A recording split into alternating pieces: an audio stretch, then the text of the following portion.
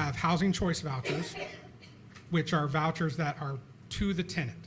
The tenant gets the voucher and can choose any private landlord that has a contract with HAP vouchers like Mainstream that provide housing for homeless veterans.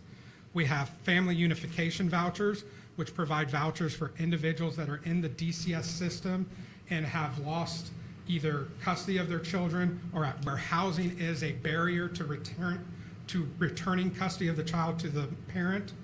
The family unification voucher is available. We have fostering youth to independence vouchers, which are vouchers for young adults aging out of the foster care system. Individuals that are in the foster care system, they become too old to be in that home anymore. They haven't been adopted. What happens when they get kicked out of foster care? The fostering youth to independence voucher is available to them to assist them in housing for a period of time. The project-based voucher is where we are with RAD. The project-based voucher are vouchers that are specifically designed or specifically tied to an individual unit at a property. So if we take Civic Center Tower, for example, there are 100 units at Civic Center Tower. If there's a voucher issued to Unit 1A and John Smith gets that voucher, the voucher isn't John Smith's. The voucher is Unit 1A's. It is a project-based voucher. John Smith can only use that voucher so long as he is in Unit 1A.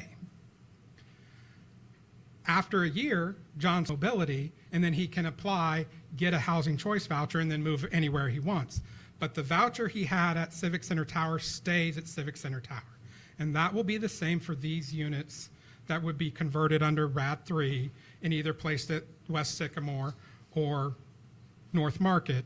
The vouchers stay there. The Housing Authority provides rental assistance for those units provided by the federal government, not locally.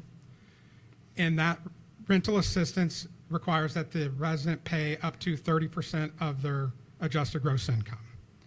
The rest is paid for by the Housing Authority. If they make enough money, which puts them in danger of being off the program, they would pay the entirety of their rent. The minute the Housing Authority anymore, they have so many days to find a new home, they're off the program. Well, the plexes and triplexes Yes. in the same scenario? Yes. Okay, thank you. I have a question. Councilman Nickler, are you? I'm done, thank Okay, you. Councilman. Okay, I have a question. At the properties currently that is under the RAD conversion, do you have security? Do we have Any type of security on site? on staff or on site? No, we do not have individual security. We have Do you developed, do you have maintenance men on staff?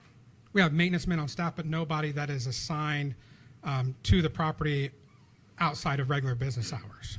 No security, no staff, outside of like 9 to 5? Weekends available? 8 to 4. 8 to 4. Weekends available?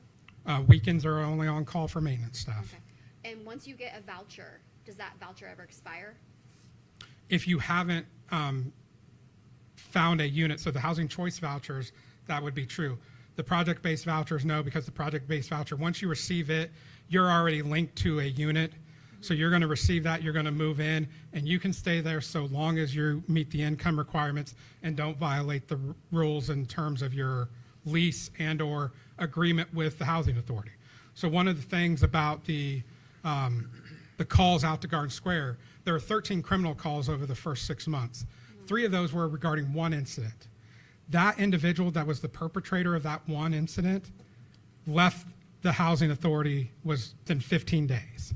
Will you guys have authority over that when it's converged to the project? Under our voucher, they could have their voucher terminated. We just had that incident occur with individuals at Pine Valley just a few weeks ago.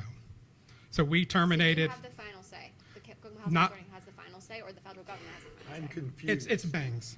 So the landlord can evict an individual for violating their lease. If the landlord evicts an individual at a project-based voucher property, we as the Housing Authority have to automatically terminate their assistance because the assistance is tied to that unit.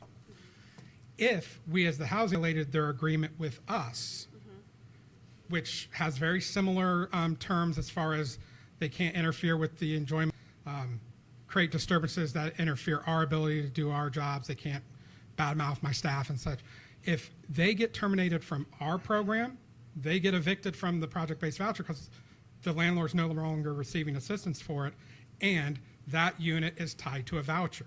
So the person that resides in 1A has to be on the voucher for 1A. So we have a final say. If they violate our terms, we can terminate them from our program. That means they get evicted. If the property manager evicts them, they get terminated from our program. So it's both entities have a say in, but we're not tied. If the landlord chooses not to evict, but we feel like they violated our terms, we can still terminate them. Same thing is true with the landlord. If we say they haven't violated our terms, but the landlord's like, no, we don't want them as a resident anymore, they evict them, we terminate them from the program. The programs are intertwined, but each party has the ability to terminate that